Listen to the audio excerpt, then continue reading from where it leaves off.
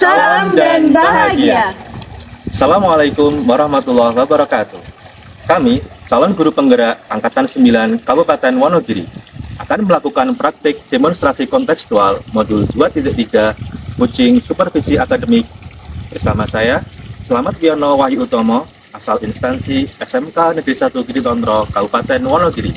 Dan sebelah kanan saya Parwanti dari SDIT Nurul Huda, Kecamatan Pracimantoro. Dan sebelah kiri saya Rila Pangestu, instansi SDN 1 Prakarjo, Kecamatan Giriwoyo. Selamat menyaksikan. Assalamualaikum Bu Rila. Waalaikumsalam warahmatullahi wabarakatuh. Pak Ion. Gimana kabarnya Bu? Alhamdulillah sehat. Gimana Pak Ion? Alhamdulillah sehat juga Bu Rila. Jadi gini Bu Rila, hari ini nanti Bu Rila akan melakukan proses coaching ya? Iya betul. Iya, dengan proses coaching itu nanti di sini saya nanti akan berperan sebagai observer ya Bu ya. Jadi selama saya mengamati nanti selama proses coaching yang dilakukan, tentu saya akan mengamati semua proses dari awal sampai akhir. Kemudian berdasarkan nilai-nilainya juga perlu saya sampaikan tentang rubrik penilaian pada waktu persiapan coaching nanti berikutnya. Rubrik penilaian yang nanti akan saya nilai diantaranya adalah apakah nanti selama proses coaching nanti berulang sesuai dengan alur kita atau tidak. Kemudian menyampaikan pertanyaan berikut sesuai kata kunci dari kunci, kemudian bagaimana respon kunci sesuai dengan pertanyaan-pertanyaan yang disampaikan sebagai coach. Nah, kemudian juga kriteria yang lainnya tentu disesuaikan dengan prinsip coaching ya Bu ya, yakni tentang kemitraan, kemudian proses kreatif dan juga memaksimalkan potensi. Demikian berilah dari tiga atau dari kriteria yang ada, mungkin ada yang tanya dulu. Saat ini belum. Oke, baik berilah sebelum pelaksanaan coaching ini perlu saya menanyakan beberapa hal nih. Baik. Oke, yang pertama, kira-kira nanti tentang kompetensi coaching apa yang Ibu ingin kembangkan nanti? Ya, baik. Terima kasih Bapak. Untuk kompetensi yang akan saya kembangkan ada tiga. Yang pertama yaitu berkaitan dengan kajian penuh. Kemudian yang kedua sebagai pendengar yang aktif. Kemudian yang ketiga yaitu mengajukan pertanyaan yang berbobot kepada coach. Baik, jadi ada tiga nih yang ingin kompetensi yang ingin dikembangkan. Yang pertama yaitu Ibu jawab tentang kajian penuh atau desain nih. Kemudian yang kedua mendengarkan aktif dan yang ketiga adalah mengajukan pertanyaan berbobot. Ya. Baik Bu, kemudian dari ketiganya itu kira-kira mana Bu yang kompetensi mana yang ingin Ibu maksimalkan dari ketiganya itu? Ya, baik. Untuk kompetensi yang akan saya maksimalkan di kegiatan coaching ini ada dua. Yang pertama yaitu sebagai pendengar yang aktif, dan yang kedua mengajukan beberapa pertanyaan yang berbobot. Baik, jadi ada dua yaitu tentang mendengarkan aktif, kemudian mengajukan pertanyaan yang berbobot. Semoga nanti dalam proses coaching itu bisa tercapai ya Bu. Iya. Baik, kemudian terakhir Ibu, ini pertanyaan terakhir sebelum nanti Ibu melakukan proses coaching. Dari proses coaching itu nanti indikator tercapaian dari tujuan pengembangan yang diinginkan seperti apa? Ya, indikator ketercapaian yang akan dilaksanakan nanti harapan saya setelah kegiatan coaching nanti coaching dapat menyelesaikan permasalahannya melalui identifikasi permasalahan yang dihadapinya sehingga solusi yang tepat nanti akan menjadikan coaching menjadi lebih baik.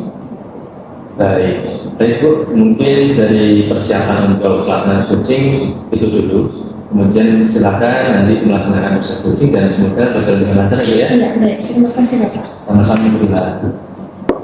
Assalamualaikum warahmatullahi wabarakatuh, Bu Parwanti. Waalaikumsalam warahmatullahi wabarakatuh. Alhamdulillah. Iya. Bagaimana kabarnya hari ini? Alhamdulillah sehat. Alhamdulillah juga sehat. Alhamdulillah dari keadaan sehat. Baik, Bu Parwanti, untuk hari ini kita akan mengadakan coaching nih. Iya. Kira-kira apa ini yang mau disampaikan oleh Bu Parwanti di kegiatan ini? Iya, saya akan menyampaikan permasalahan terkait dengan hasil belajar atau nilai anak-anak yang saya ajar di kelas 6B, di mana nilai mereka sering kali di bawah KKM. Oh, baik. Berarti tujuan dari pertemuan kali ini Bu Parwanti akan menyampaikan berkaitan dengan masalah yang dihadapi oleh ibu. Iya, Mungkin ada tujuan yang lain itu yang akan disampaikan itu saja Ibu. oleh Jessica. Oh baik. Nah, tadi disampaikan bahwa Bu Parwanti mengalami suatu masalah berkaitan dengan peserta didik yang diambil oleh Bu Parwanti. Iya. Nah, kira-kira apa nih yang akan dilakukan? Kira-kira bagaimana permasalahan yang dihadapi oleh Ibu? Itu bisa menjelaskan? Oh iya, jadi begini Bu. Di kelas di 6B ini kebetulan wali kelasnya bukan saya nih. Iya. Jadi di kelas 6B ini saya mengampu pelajaran bahasa Jawa. Kemudian saya mengajar mereka itu seminggu sekali. Jadi ya dari situ saya kurang menguasai secara detail, secara cermat karakter masing-masing anak. Gitu. Karena hanya seminggu sekali, itu pun hanya 2 jam pelajaran. Nah, kemudian anak-anak ini setiap evaluasi pembelajaran yang mandiri, untuk yang mandiri, mereka selalu mendapatkan nilai di bawah KKM. Gitu. Saya kan di kelas 6 ya, jadi di kelas 6 itu masih kurikulum sebelum kurikulum merdeka, masih kurikulum 13. Ya, jadi anak-anak mendapatkan nilai di bawah KKM dan selalu 7 anak itu.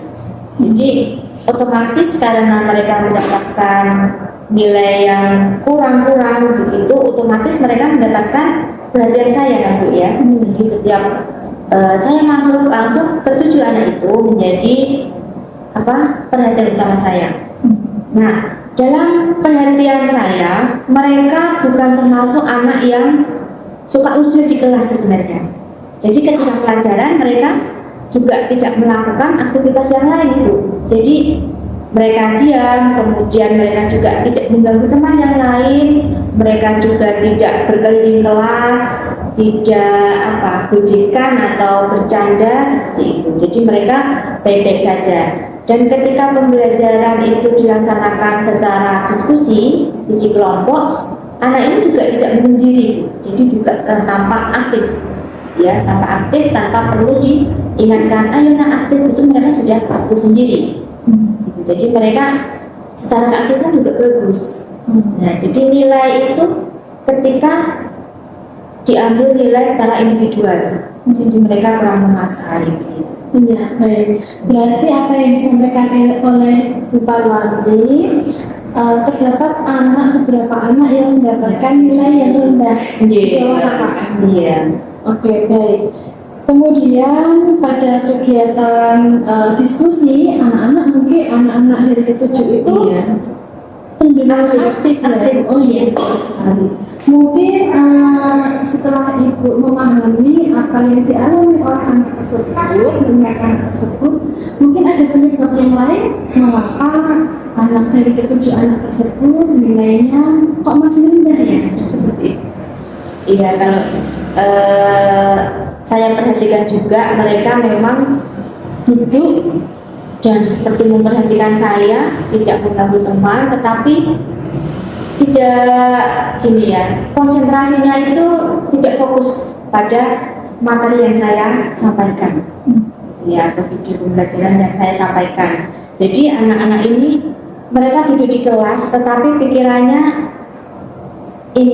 entah kemana begitu tuh. Jadi mereka memang tidak ramai ketika belum pembelajaran diskusi ya. Jadi mereka tampak diam, duduk, tetapi seperti pandangannya kosong begitu. Jadi tidak fokus pada pembelajaran, pada materi. Iya. Yang pada intinya yang disampaikan itu kurang perhatian dan fokusnya. Iya.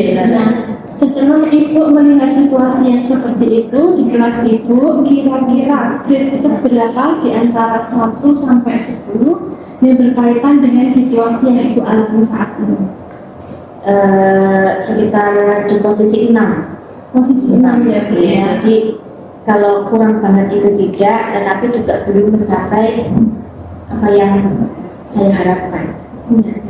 Untuk di grade 6 ini sudah mendekati cukup ya Bu ya, mungkin hanya sedikit nanti ada peningkatan Iya, betul. Oke, selanjutnya mungkin tadi sudah dilihat bahwa penyebab kemudian bagaimana tindakan si anak tersebut dalam melaksanakan kegiatan pembelajaran.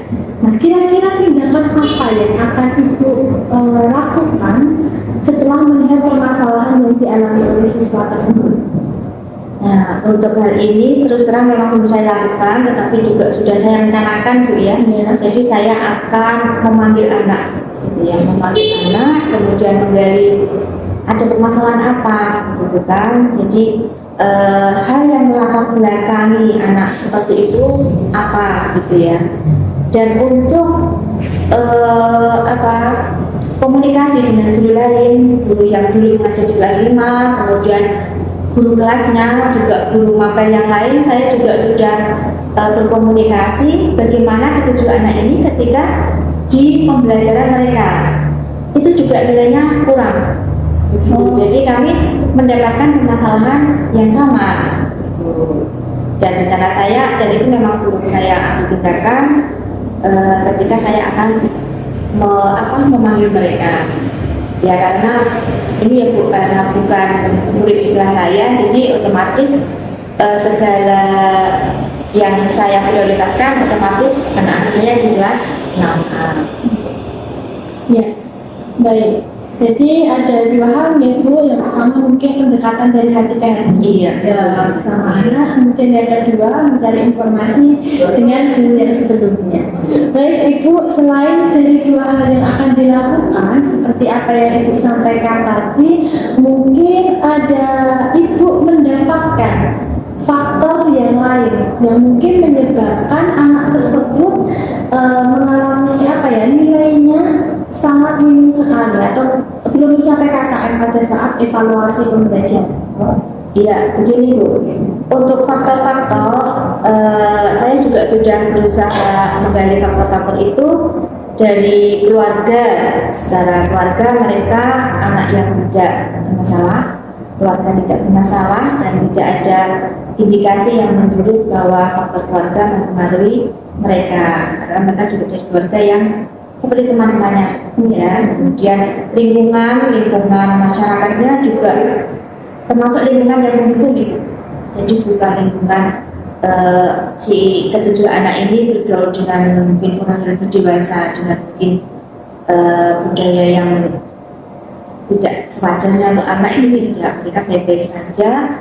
Kemudian untuk pertemanan di kelas, di sekolah, anak ini juga anak yang baik dalam bermain, belajar dengan temannya juga baik, bukan termasuk korban perundungan dan sebagainya.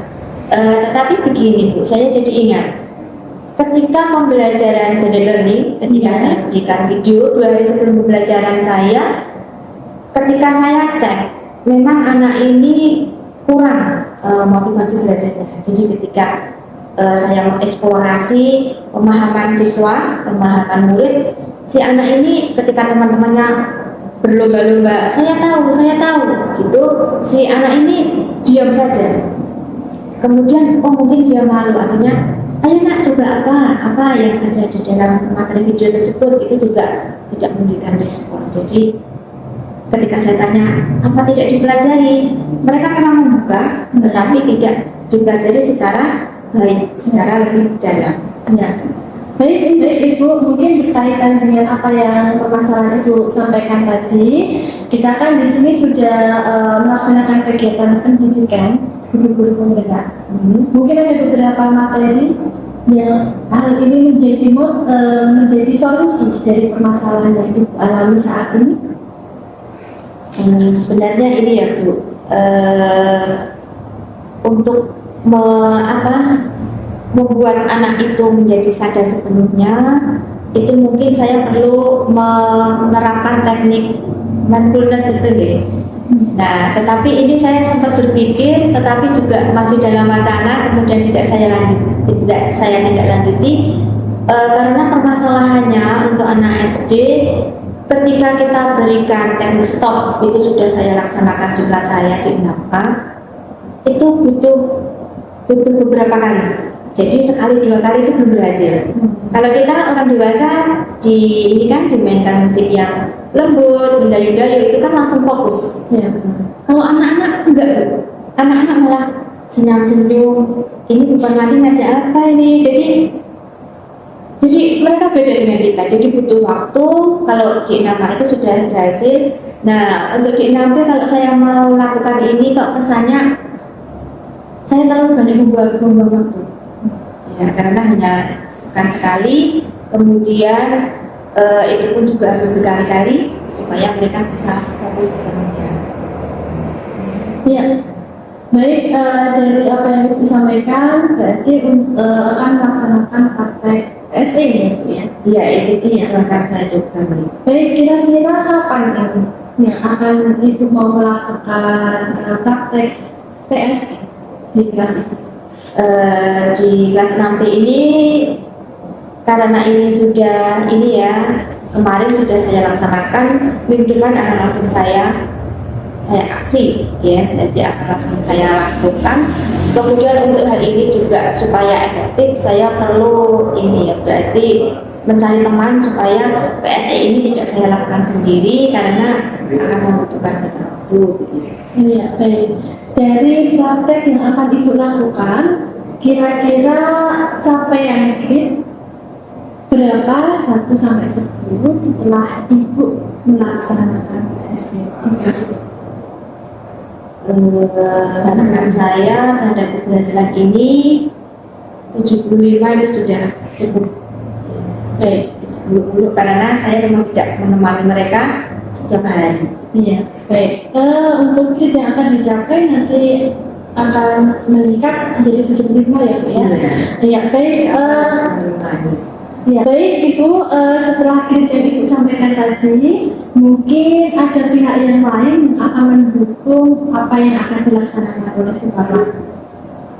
Ya Bu, saya akan minta bantuan ya, berkolaborasi dengan guru kelas 6B, kemudian juga guru mata pelajaran yang mengajar di kelas 6B, dan saya berharap kami bisa saling bahu-membahu untuk bekerja sama agar ketujuh anak ini dapat menaikkan prestasi mereka, kemudian juga itu sebuah tanggung jawab kita sebagai guru. Baik, terima kasih Bu sudah memaparkan apa yang menjadi permasalahannya. Sama-sama. Baik, bagaimana perasaan Ibu setelah kita pertemuan hari ini? Alhamdulillah jadi plong, jadi lega. Saya juga bersemangat Bu nih, jadi semangat untuk melaksanakan solusi ini tadi. Ya, baik. Mungkin waktu kita sudah selesai ya Bu, sudah habis karena terasa karena pembicaraan kita Asik ya. asik. Ya baik, terima kasih Ibu. Terima kasih Bu Lila atas inspirasi.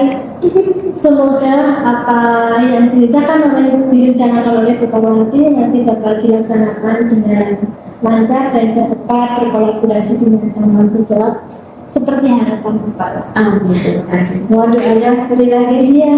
Ya, baik Ibu, terima kasih. Assalamualaikum. Waalaikumsalam warahmatullahi wabarakatuh. Selamat siang Bu Lila. Selamat siang Pak Yayan. Iya, gimana tadi proses pelaksanaan coachingnya? Alhamdulillah kami melaksanakan coachingnya dengan lancar. Perasaan itu setelah pelaksanaan coaching gimana? Alhamdulillah menyenangkan, mendapatkan pengalaman yang baru tentunya. Baik Bu, dari proses coaching yang tadi sudah saya lakukan observasi atau pengamatan, sebelumnya perlu saya ajukan beberapa pertanyaan ya Bu ya, terkait dengan proses coaching yang sudah Ibu lakukan. Yang pertama, dari proses coaching yang Ibu lakukan tadi, apa yang sudah Ibu dapatkan terkait dengan indikator atau capaian yang ingin Ibu kembangkan? Ya baik Bapak, untuk kegiatan coaching yang sudah kami lakukan, saya melakukan coaching bersama Ibu Parwanti. Nah, alhamdulillah Ibu Parwanti sebagai coach sudah menemukan sebuah solusi dari permasalahan yang disampaikan. Permasalahan ini berkaitan dengan peserta didik yang mungkin memiliki motivasi belajar yang rendah, sehingga Ibu Parwanti dapat menemukan beberapa solusi dari masalah yang dihadapi. Baik, jadi selama proses coaching tadi, Bu Rila berhasil ya melakukan proses coach atau coaching, yaitu dengan permasalahan yang ada tadi sudah terselesaikan ya Bu ya, atau sudah langkah-langkah untuk menyelesaikannya ya tadi ya? Iya, baik. Ya Bu, kemudian memang dari pelaksanaan coaching tadi, dari hasil catatan saya ya Bu ya, selama proses coaching tadi, Bu Rila sudah melakukan proses coaching dengan alur cerita, yaitu semua alur sudah terlaksana dengan untuk dengan baik. Kemudian Brila juga sudah berusaha memberikan pertanyaan-pertanyaan berbobot kepada coaching. Kemudian dari pertanyaan-pertanyaan berbobot itu sehingga menimbulkan bisa mengembangkan potensi dari si coachingnya, sehingga bisa menemukan solusi-solusi yang ia harapkan dan rencana aksi ke depannya. Kemudian Brila juga sudah berusaha untuk mendengarkan aktif, kemudian menstimulus coaching, dan dari prinsip-prinsip coaching juga sudah Ibu praktekkan tadi, dari kemitraan, kemudian proses kreatif, dan juga memaksimalkan potensi dari coachingnya itu juga sudah Ibu lakukan dengan cukup baik tadi ya Bu ya. Baik Bu, kemudian pertanyaan yang terakhir ini ya, kompetensi apa lagi ini nantinya yang ingin Ibu kembangkan berdasarkan hasil melakukan coaching pada hari tadi Bu? Ya, baik. Kompetensi yang akan saya kembangkan berkaitan dengan kegiatan coaching yang sudah saya lakukan. Yang pertama yaitu saya akan lebih memahami dan mempelajari sekaligus nanti lebih mempraktekkan kegiatan coaching melalui alur cerita, di mana dimulai dari penyampaian tujuan, kemudian mengidentifikasi suatu permasalahan yang dialami oleh coaching, kemudian merencanakan aksi, kemudian selanjutnya sikap tanggung jawab, yaitu menunjukkan sikap komitmen yang akan dilakukan oleh coach. Seperti itu. Kemudian yang kedua, di sini saya akan meningkatkan kompetensi saya berkaitan dengan menggali lebih dalam potensi yang ada di dalam coaching tersebut, sehingga melalui pertanyaan yang berbobot nanti coaching akan lebih menemukan sebuah solusi dari permasalahan yang dialami. Seperti itu Bapak. Bagus, luar biasa sekali ya Bu ya. Jadi itu harapan Ibu ke depan. Iya. Baik Bu, jadi saya berharap atau hanya bisa mendoakan semoga ke depan Ibu bisa mengembangkan kompetensi tadi yang Ibu harapkan ya. Dan mungkin cukup Bu untuk pertemuan kali ini di kegiatan coaching siang hari ini.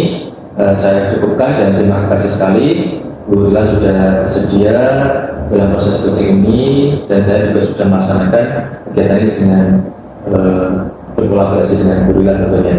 Terima kasih ya Bu ya atas kesempatan kali ini. Ya, baik, terima kasih Bapak atas bimbingan masukan sarannya.